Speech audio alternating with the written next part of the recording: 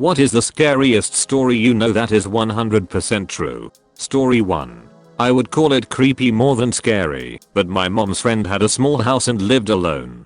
She noticed weird things, a batch of soup depleting faster than usual, missing eggs, damp towels in the hamper when she hadn't used any, extra dishes in the dishwasher, etc. This went on for months. She thought she was just being forgetful. One day she heard some thumping around in her attic and went to investigate.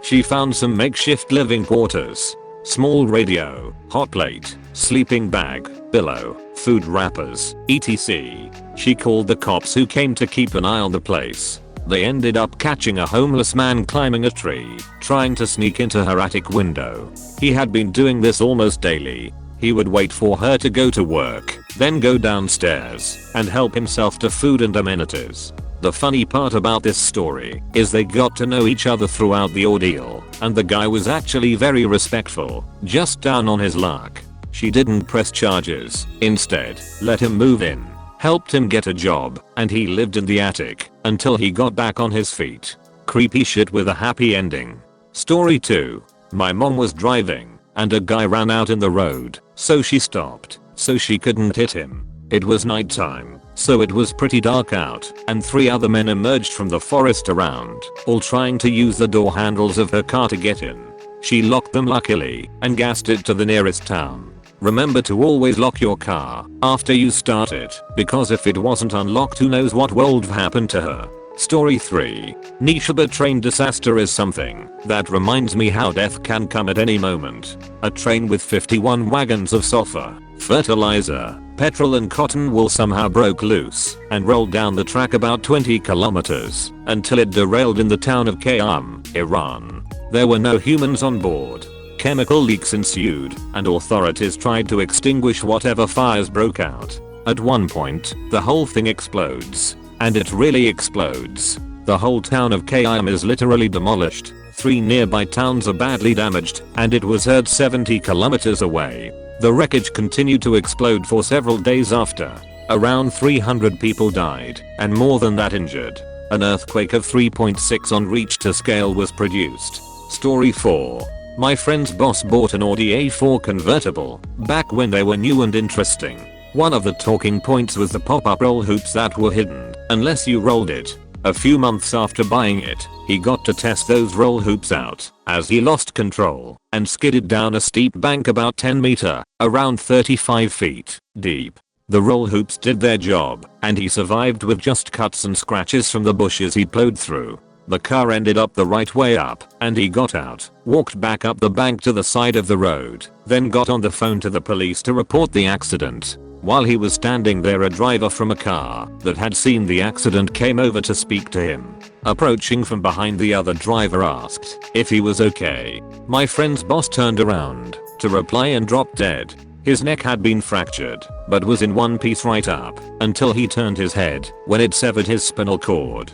Story 5. Various torture murders are probably the most horrific things I've read about. Junko Furuta, who was a perfectly normal girl until she was kidnapped off the street by a gang for no reason. Purely wrong place, wrong time, according to Japanese sources, and tortured to death over 44 days. Kiki Camarena, a D agent in Mexico, who was kidnapped by the Guadalajara cartel and tortured to death over about 3 days. His story is the central focus of the show Narcos, Mexico, but from what I've read, his death was even more brutal than what they make it out to be. A detail consistent in both is that they brought in a doctor to revive him numerous times when he got too close to death and keep him conscious so he couldn't pass out from the pain. Kellyanne Bates, who was groomed from a young age by a scumbag who eventually killed her slowly over the course of about a month in their apartment. Her injuries were so horrific the jury at the guy's trial had to get counseling.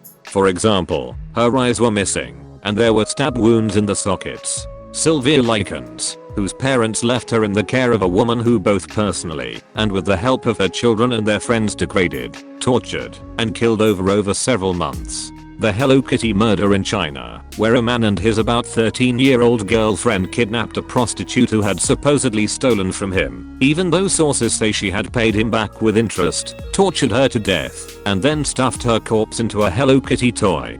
Baby Brianna, a newborn whose mother, father, and uncle tortured and abused her from the second they brought her home from the hospital until the second she died. Baby P, a British toddler whose mother let her boyfriend torture him to death. His back was broken in his last days of life. Honestly, there are just so many horrifically on par with each other, you could list them all day. Story 6. Before my dad died, he once told me a story from when he was in Vietnam in the 1960s. He told me about a mission where he and one other American with 5 CIDG strikers, South Vietnamese villagers turned fighters, were tasked to emplace seismic ground sensors along a trail network deep in the jungle. He said they were about 2 days into the mission when he and 2 of the strikers split off from the main group to go watch a nearby trail intersection. He said the jungle was pretty quiet that day, just the sounds of birds and bugs and an occasional monkey. He said they had been watching the trail intersection for about 3 or 4 hours and were deciding on whether to move further down the trail or to turn back and link up with the rest of the patrol. Before leaving the cover of the brush, my dad said he checked the trail ahead of them one last time and prepared his men to move. Now here is where the story gets interesting, and he told this part with absolute dead seriousness. He said just as he started to step out onto the trail, he sees a light-skinned black Union cavalry soldier in full battle laying alongside the trail just shy of the intersection. My dad said the Union soldier had 2 pistols, a Spencer rifle and a short curved club at his hip. As my dad was trying to process what he was seeing, the soldier looked directly at him and smiled. Then the soldier slowly placed a finger up to his lips, as if to tell him to be silent, and then motioned my dad back off the trail. My dad said he signaled for his men to remain hidden, and he recalled that as he slipped back into the jungle on one side of the trail, the Union soldier did the same on his side of the trail. Less than 10 seconds later, he said the lead element of a group of NVA, North Vietnamese Army soldiers, walked right through the trail intersection some 30 feet away. My dad estimated that the group was comprised of some 70-80 soldiers equipped with automatic rifles, light machine guns and rocket-propelled grenade launchers. He has no doubt that his entire team would have been wiped out on the spot. He said as soon as the enemy soldiers had passed, he and his team beat feet out of there as fast and as quietly as they could and rejoined with the rest of the patrol. He reported the enemy soldiers his team had encountered, but decided not to say anything about the soldier he had seen. My dad kept this secret for many years, only telling me just before he passed, and earlier only telling his grandmother on her deathbed in the 1970s. He said when he told his grandmother, she smiled and without opening her eyes told him, "You saw old Red Tom." Red Tom was my great-great-grandfather.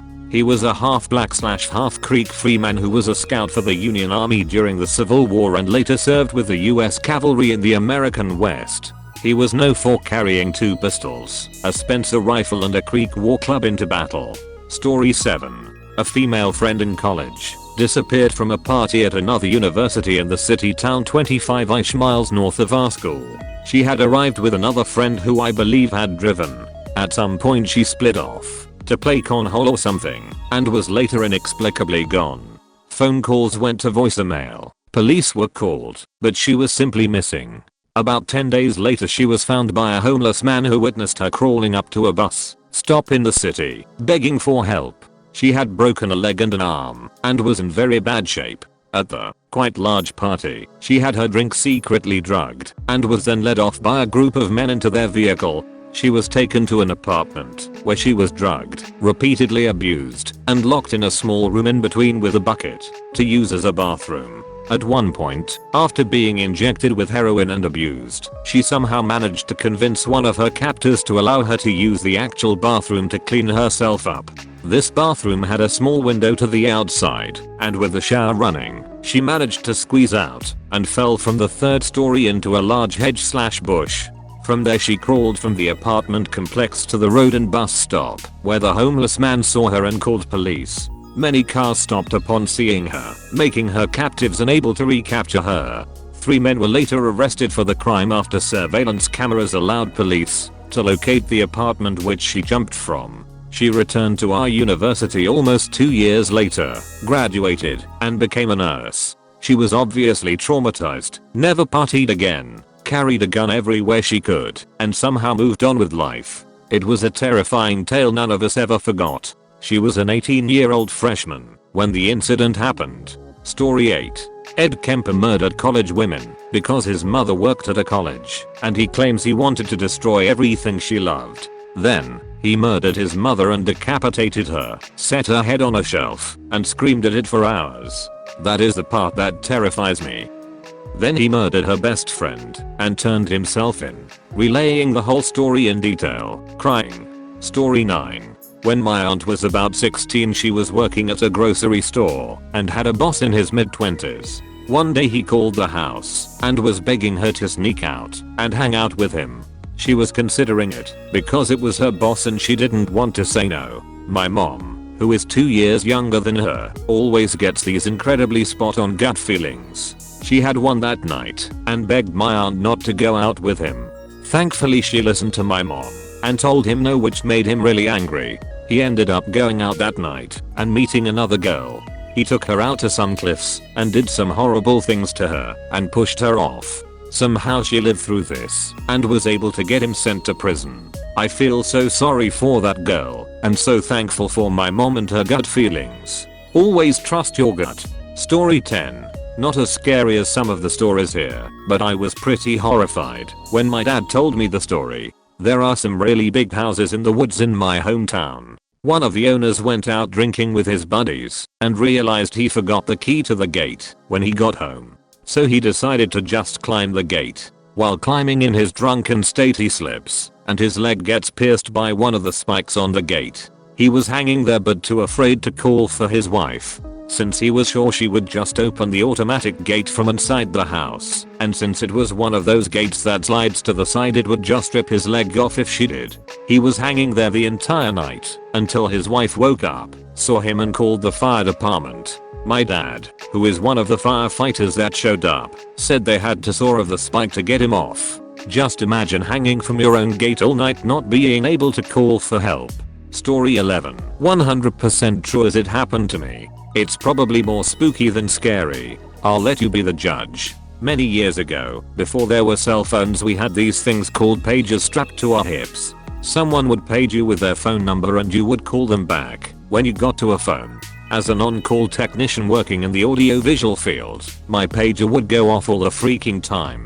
Like most people who use pagers, our clients knew that if you followed up your number with a 911, that would indicate to the technician to stop what they were doing and call right away. Although I was always busy, I rarely, if ever, got 911s. One afternoon traveling from Orlando to St. Petersburg via Interstate 4, my pager goes off with a number 1 don't recognize, followed by the 911. I find the first exit and pull into a little truck stop looking place outside of Plant City to use the payphone. This takes maybe 3 minutes tops. I walk in, ask for some change and head to the wall where there are 4 payphones to choose from. I pop my quarter in and dial the number displayed on my trusty pager. It rings and rings and rings and rings. I'm thinking to myself, what the duck? Who would page me with a 911 and not answer their phone? It's just about then that I notice another ringing sound in addition to the one in my ear. I pull the handset from my ear and 2 phones over on the wall another payphone is ringing, but with an incoming call. I hang up my handset and the ringing stops on the other phone. I walk a few paces over, pick up the handset, and look at the phone number printed above the buttons. I look at the number on my pager. I look at the number on the phone. I look at the number on my pager again. I look at the phone again. Except for the 911, they are identical. I kinda lose my breath for a second, and then I make my way over to the girl at the counter and ask if she saw anyone use the payphone. She said I was the only person in the store in the last hour. The whole episode probably took 15 minutes, but man, I was freaked out. The hair on the back of my neck was standing straight up, and I just wanted out of there. I get about 10 miles down the highway and come upon a scene that looked like a bomb went off. 4-car pileup involving a tractor trailer hauling a load of steel that had come loose. State troopers and paramedics just arriving. I pulled over to the side and helped the best I could, but it was all pretty much over once it began. I have no idea why I got that page, or from whom or what, but I'm convinced that if I hadn't, I would not be alive to write this today. Story 12. The driver, one of the semis we took in on trade, died in the truck. The sleeping area is a bunk with a mattress that can be flipped up, and under it is a seat and a table. So during the day it's a dinner setup, and at night you pull a lever and pull the bunk down to sleep. Well, something happened and the bunk flipped up while the driver was sleeping, and it pinned him against the wall. He couldn't get it to drop back down and suffocated.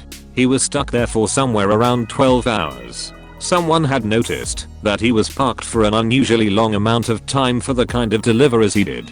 The company that built the sleeper did something to the bunk so that couldn't happen again, and supposedly recalled all of that sleeper style. Story 13. I worked for U-Haul when I was 18, and it was located in front of a club that was known for being really sketchy. I came in to open one morning, and it was common for people to knock on the door hoping to get in early and get their truck.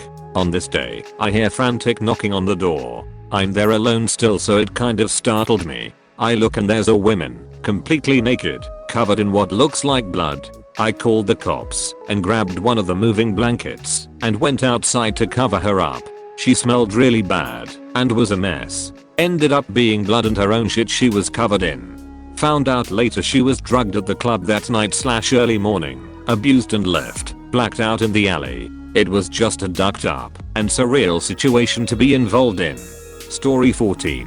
My friend tripped and fell onto the tracks, landing his face onto the third rail. We kinda stood there in absolute shock because we thought he was dead, but then he said, "Can I move? Will I be electrocuted?" We told him to move instantly and he did. We got him off the tracks, and no less than 2 minutes later a train went zipping by. I think the third rail turned on seconds after his face came off of it. I know that's not scary to a lot of people, but to me, it was because I would have lost a close friend back when I was about 12. Story 15. The story of Mary Vincent always stands out to me. In 1978, 15-year-old Mary was hitchhiking. A man named Lawrence Singleton picked her up. He did some brutal things to her and eventually made her get out of the car. She planned to run, but he noticed and cut both her arms off. He threw her into a ditch/ravine and left her to die. She packed her stumps with mud to stop the bleeding and spent all night crawling out. She eventually makes it to the highway and starts walking, naked and covered in blood. The first car that saw her sped away in fear. The second car was a couple on their honeymoon. They picked her up and she survived. Story 16. Nutty Putty Cave in Utah was sealed up in 2009 after John Jones was trapped upside down in a small crevice while spelunking. When rescue teams finally arrived, he had been upside down for so long that his legs were drained of blood. The only possible way to have gotten him out was to break his legs, which would have sent him into fatal shock. He died after being trapped for 28 hours. His body's still in the cave. Story 17. I've posted this before, but mine, when I was a baby, my dad played on a softball team. Typical social team, out for beers and pizza, after with the guys, family event type thing. My parents were good friends with two of the other couples, both of them had young kids as well. On this occasion, the other two couples had left their kids at one of their houses, with a babysitter they were splitting. They invited my parents back to the house to have some more beers that night, but I was being fussy and my mom nixed the idea, though they would 100% have normally gone back to hang out. Well, it turned out my fussiness on that day saved our lives. When the other parents got back to the house, they walked in on a home invasion. Two men had broken in, tied up the kids and the babysitter and her boyfriend, and were waiting for the parents. Took the parents hostage as well, and made the dads drive with them to banks/a grocery store, where one dad was manager, and clear out accounts/a safe. They then came back to the house and slaughtered both families, the babysitter and her boyfriend, kids included. They caught the two guys later on. My dad attended the trials and said it was the first time he had ever had thoughts of supporting the death penalty. It still gives me chills to know how close we came to getting killed that day too. Story 18. Carol Daronch was at a shopping mall in Salt Lake City in 1974 when she was approached by a man claiming to be a police officer. He said that someone had tried to break into her car and asked her to come with him. He then said he would drive her to the police station, and she got into his car. However, this guy was not a police officer and he did not drive her to the police station but rather pulled into a parking lot. He then cuffed her, pulled out a gun, and threatened to kill her if she resisted. Only, he messed up. He meant to cuff both of her wrists, but only managed to cuff one. She escaped and fought him off despite being hit over the head several times. Her kidnapper was Ted Bundy. He killed another woman just 4 hours later. Her escape also helped identify Bundy, and she is part of the reason he was eventually arrested. Story 19. I used to run the boilers in a dough building. Apparently at some point in the 80s, 3 people were murdered over involvement in a big VCR theft. VCRs meant for the school system had apparently been stolen out of this warehouse. It was an inside job. Something went wrong. The head custodian was found shot to death. And later the bodies of the other 2 were reported buried in Monticello but wordies. They had first been incinerated. In the boilers I was in charge of operating and maintaining. There were 3 operational boilers, and one that wasn't in service. No clue which one was supposedly used, but when you're firing them up, you're typically the only person in the building. Not a single day went by that I fired them up and didn't wonder which one was used. But that wasn't what gave me the real heebie-jeebies. You have to clean the interior of these boilers really well, otherwise the fire won't transfer heat to the water very efficiently, especially with ash 6 oil. These boilers would build up a lot of soot. You have to suit up in a Tyvek suit, wear a mask, and climb right into the firebox. I found myself staring down the business end of that burner many times, wondering what that panic would feel like. I'm reasonably sure these people were dead before getting put in the boiler though. Once, I was actually in one boiler, while another one was running. The valve that isolated my boiler from the main steam line wasn't holding, and by the time I realized how warm it was getting, it was enough to panic trying to lift myself up and belly crawl through the small opening. The metal was almost too hot to keep my hands on for long. Definitely creepy experience, considering the history of that boiler room. Story 20. Years ago when I was 8, my family lived in this big weird house kind of on the edge of a small town. The school district was in the middle of a big restructuring, so even though we were only a couple grades apart, my brother and I went to different schools and took different buses. This left me as the last person to leave in the morning and the first person to get home in the afternoon, which meant it was my job to make sure all the lights were off and the door was locked. One morning I noticed the basement door was open and the light was on, so before I left I turned off the light and closed the door. When I got home that afternoon the light was on and the door was open again.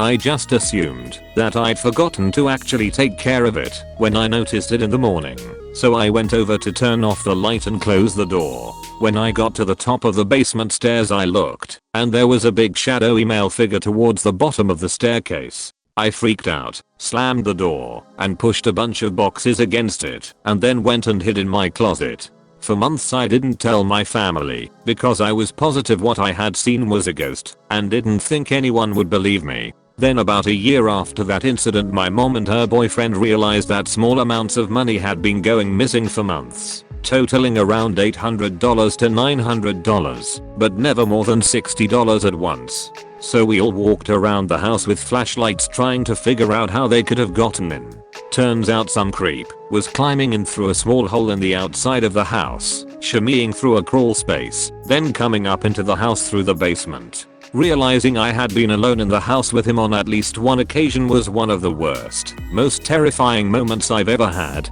Story 21. This is a hometown story that stayed with me. It happened literally right around the corner from where I grew up, maybe a 2-minute drive away. Judy Kirby murdered 6 children and 1 adult by intentionally driving the wrong way on a divided highway in an attempt to commit suicide. She had been hospitalized for depression, but had also just ended a relationship with her ex-husband's brother and was by some reports involved in drug trafficking and fearing an imminent arrest. She picked up her sister's son, who was celebrating his 10th birthday that day. She then loaded her 3 children into the car, supposedly to pick up a gift for the nephew. Instead, she went missing with the carload of kids. A short time later, calls started coming into 911 about a car going the wrong way down the highway at a high rate of speed. They made it about 90 seconds before a head-on collision with another vehicle, driven by a father with 2 children and another child along for the ride. The crash annihilated both vehicles. The only survivors were Kirby herself and the child who was along for the ride in the other car. There were pieces of children all over the highway. She was sentenced to 215 years in prison. Story 22. When I was in 4th grade, we had buddy classes with 1st graders to help teach them how to write and read properly. My buddy was Cameron Bell, a 6-year-old blonde boy who was a bit quiet but loved to draw angry birds. One morning, I came to school and my teacher was in tears, a police officer in the room beside her. As we sat down after the bell rang, we were told that due to an unfortunate series of events Cameron had passed away. After school, I rushed home to find out that due to the loss of his mother years prior, his father took him to the nearby church and shot him in the head before shooting himself. I still shake thinking about Cameron and the innocence that was taken. I missed his messy handwriting and Angry Birds drawings. It's been 9 years since the tragedy, and his smile still haunts me. Story 23. My friend had this neighbor who was a retired mechanic. They lived on some properties with large front lawns and long driveways. His neighbor had a couple derelict cars parked up near his garage that he took parts from occasionally. This neighbor of his started hearing noises while sitting in his living room, coming from his front yard. Every time he'd go to the window, there would be nothing there. He assumed it was a raccoon or a coyote or whatever. He kept hearing the noise, so he'd go outside to look around, but would find nothing. He'd put out traps and occasionally catch something, yet the noise persisted. Soon, he started claiming that he was hearing voices coming from the front yard, like whispering.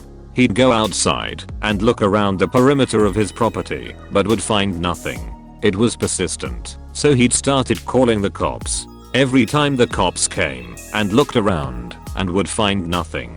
So they told him he needed to stop calling them for this and perhaps get a security camera or whatever. So this guy thought he was losing his mind. One summer evening he couldn't sleep, so he went to the back patio to smoke a cigarette. Suddenly, he heard voices coming from the front of his house. He put his cig out and snuck around to the front and got there just in time to see the doors to his derelict conversion van silently shut. He ran back to the backyard and went inside his home and called the police to tell them what he had seen.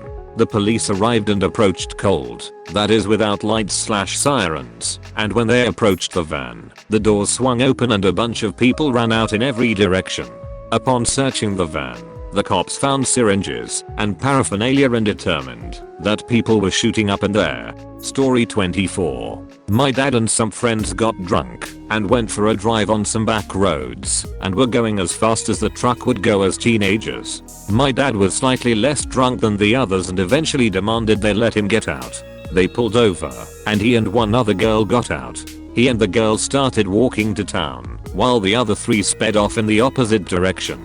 Well, less than a mile up the road from where they got out is an extremely sharp turn, which they missed and hit a tree going pretty close to triple digits miles per hour. 2 of them died on impact and the only reason the third survived is because they crashed in front of a house that 2 doctors lived in. The survivor was paralyzed and lost his leg and part of his arm and was in the hospital for 8 months before dying. This was in the 60s, so medical care wasn't what it is today. When I first got my permit, my dad took me to that corner to explain the importance of safe driving. It gave me goosebumps about how close he was to being in the truck. He said that the dad of the driver got what remained of the truck to be hung up in the center of town for months after, to be a warning to all. Thank you for watching. Please subscribe for more videos.